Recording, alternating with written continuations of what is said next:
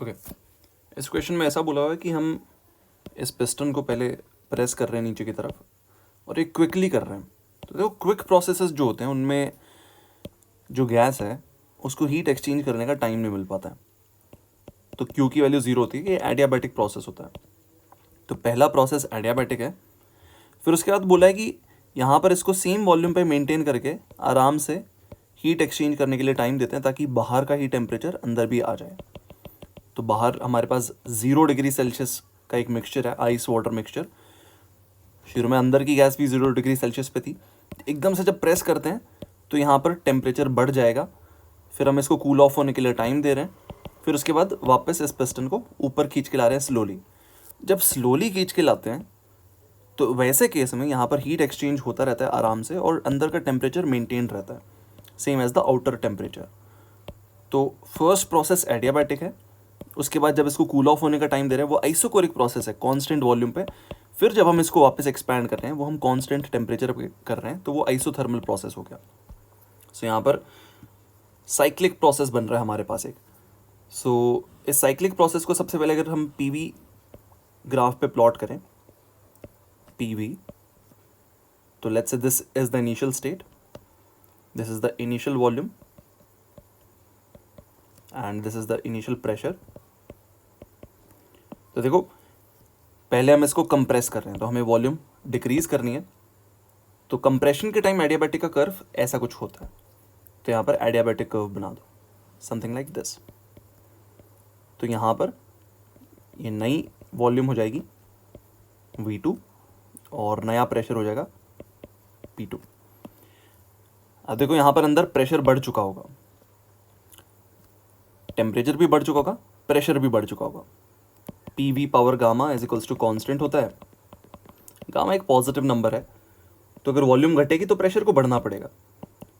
और यहाँ पर इसी में T into V power gamma -1 is equals to constant भी आ जाता है।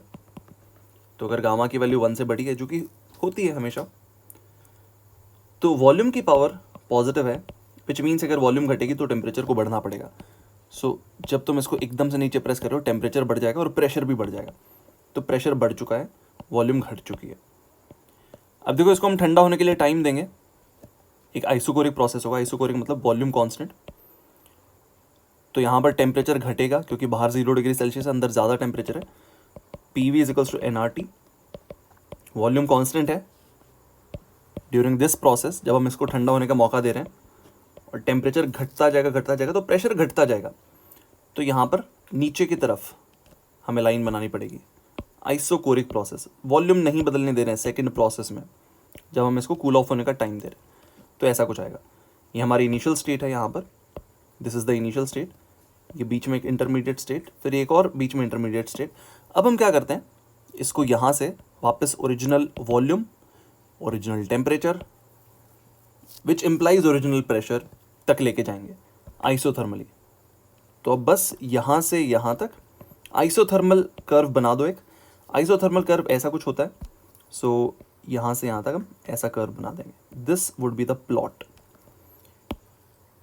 मैं यहाँ पर इनको मार्क भी कर देता हूँ। This is adiabatic, this is isothermal and this is isochoric. Okay, अब देखो, during the entire cycle change in internal energy zero होती है, डेल्टा यू जीरो होती है ड्यूरिंग द एंटायर साइकिल। तो Q is equals to W plus delta U. ये आ गया मेरे पास, डेल्टा यू की वैल्यू जीरो है। और देखो, पूरे प्रोसेस में हुआ क्या है, ये जो अपना सिस्टम है, सिस्टम ने बाहर हीट रिजेक्ट की है, जिससे कि 100 ग्राम आइस मेल्ट हो गई। तो जो हीट रिजेक्टेड है by the system, heat rejected by the system, that is equals to mass of the ice melted into latent heat of fusion.